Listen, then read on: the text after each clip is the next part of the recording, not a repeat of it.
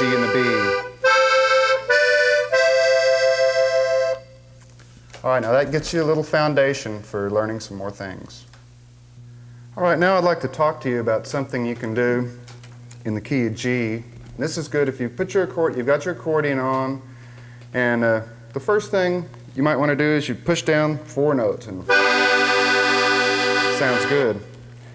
Now you want to break that rhythm up. Instead of playing all 4 together, you want to play it separately. That's called either a broken chord or an arpeggio. And a lot of the basic licks in Tex-Mex music are based on this arpeggio. Like, and you come down with it. You can play actually any rhythm that you can think of. Like if you were tapping your fingers on the tabletop, move it down a button. It's just like that. So Flaco, show them some things, the ways they can practice arpeggios. First, I guess in G. Okay. Just to get their fingers moving. Yeah, I think it's a good exercise and will loosen your fingers if you just, you know.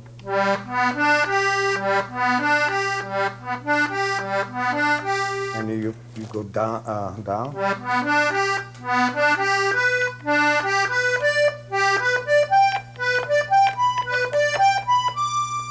So slowly, slowly, then by the time you know it, you'll. So actually, you can just stay in just those four notes there, just to exercise your hand to make it loose, you know.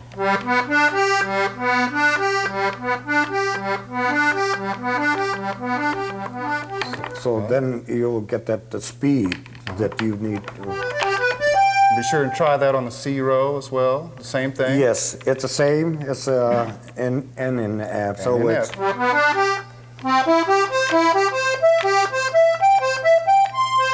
And then to your F. But mainly, you know, the exercise of it.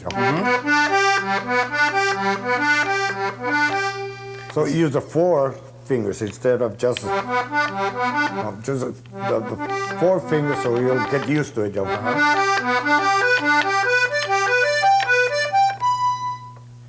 That's right, and like I say, try that on all 3 rows, because then, like I say, you can work your way around the accordion so that you feel comfortable playing anywhere, and it gets your fingers going and get you the feel of playing. Oh yes, and then you can come up with some tune that you can create or whatever, you know, because of the. So, like you know, there's all kinds of polkas that say begin. It's all those notes right there. Yeah. Right there. Sounds like Woody Woodpecker. That's right. The arpeggio, you admit, is very, very commonly used and very good practice technique to get you started on the accordion. Now we'd like to talk to you a little bit about scales. I know scales, you go, ooh, I don't know if I want to practice scales, but scales are an important part of this music. And I want to demonstrate that to you right now. Like in C, okay, in C if you're going down, that sounds like a scale, but if you do it and just break up the rhythm a little bit, just by holding that first note a little bit, then it's all of a sudden it's a lick. And the same thing, like, or maybe make that. Whatever it is, you're working off that same pattern. So if you learn that scale pattern, then you already know 3 licks, and you can just. When you get that down, or 2 octaves, or add 1 note maybe.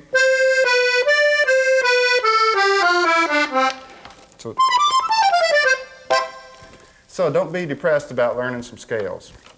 Here we go. Let's start with the G scale, and I'm going to play that all going in the out direction, because the one note I have to have, the F sharp, can only be played that way. So this is what it looks like. I'll start at the top.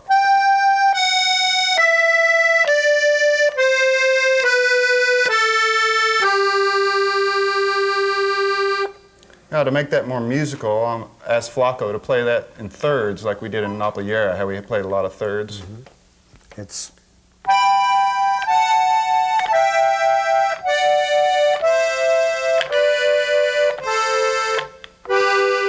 so you're using the 3 rows now. All 3 rows. We crossed over when we needed to, because if you stay in one row,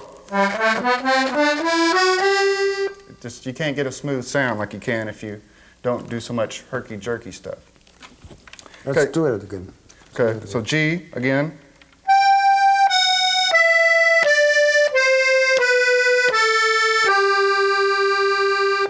And in thirds.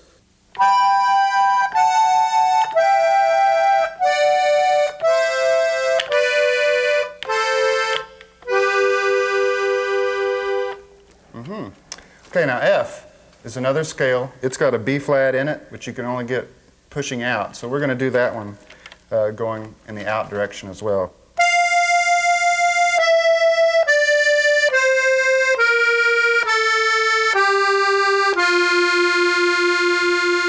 And in thirds.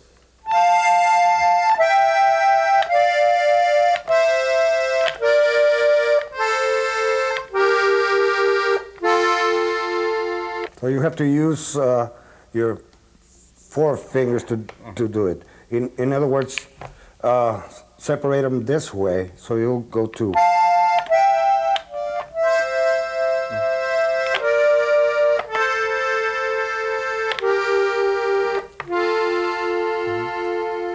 That's right. You'll notice on the F scale that all those thirds, like we talked about before, you don't have to split apart to get any of them. They're all close together like you just showed. But if you want to practice them in a different rhythm, it'll be like. That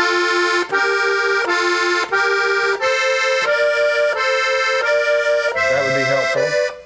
And also, keep in mind that when you get into the music, you're going to find there's like what we call grace notes, or kind of a slur note.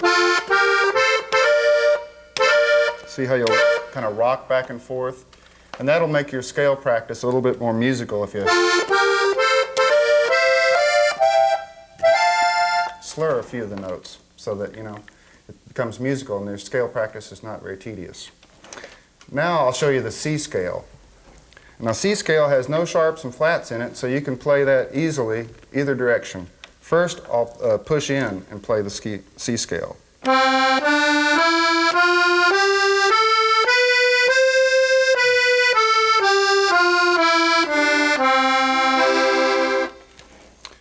You want to play it scale?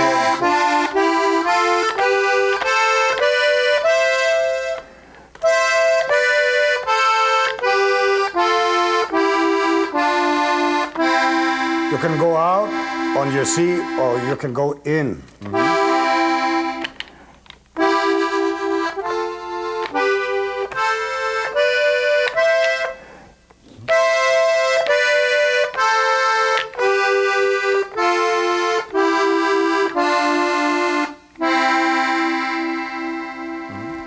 And if you're pushing in and you're doing your C scale, it kind of reminds me of the feel of the F, because you're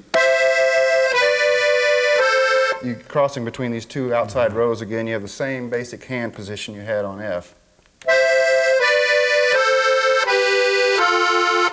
You have to split there. So that's a C scale both ways. Like I say, when you do your scales, experiment with your own rhythms and ways to break it up so that, it becomes musical. Just do half a scale or something. Whatever you can think of.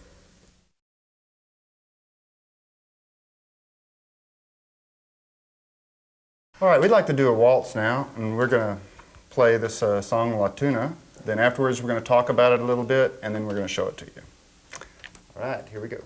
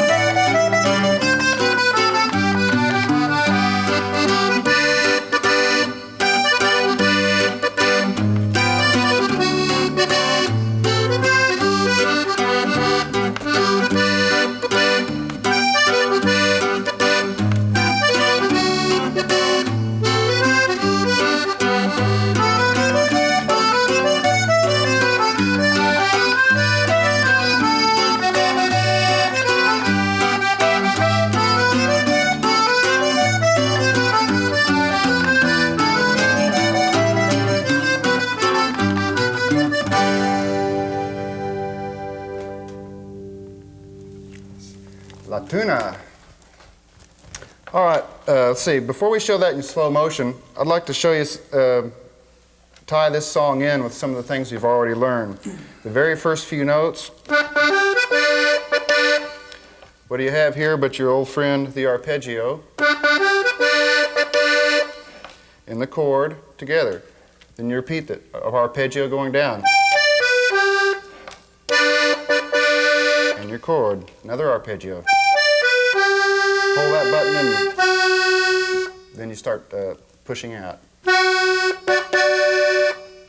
Then you're going to play part of your G scale. Then what do you go back to? The arpeggio.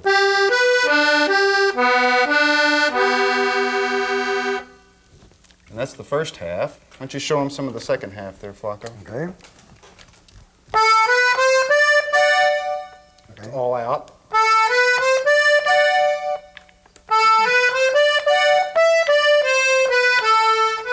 In. In. Okay. Again.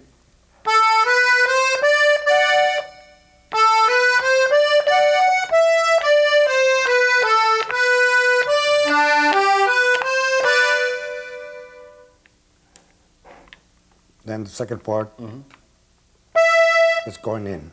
Going in.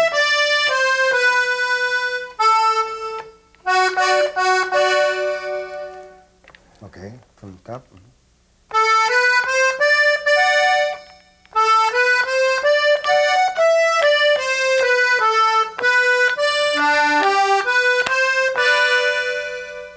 Then in.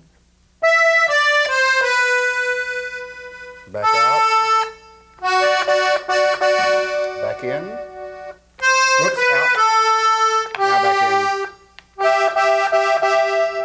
Okay, again.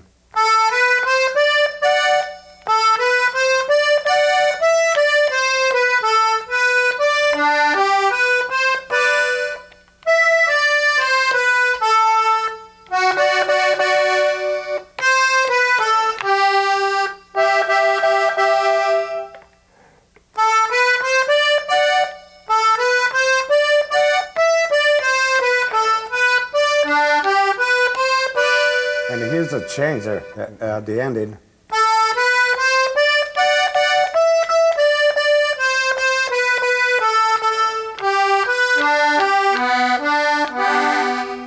Okay, again.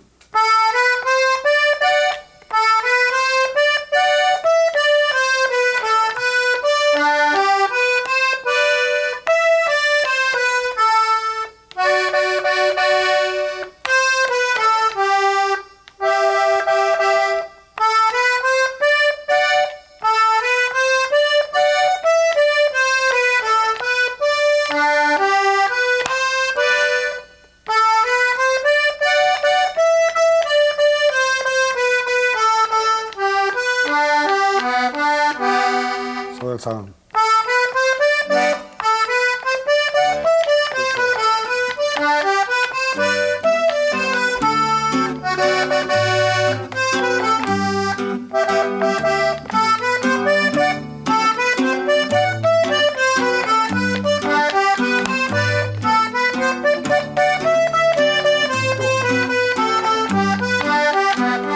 First one.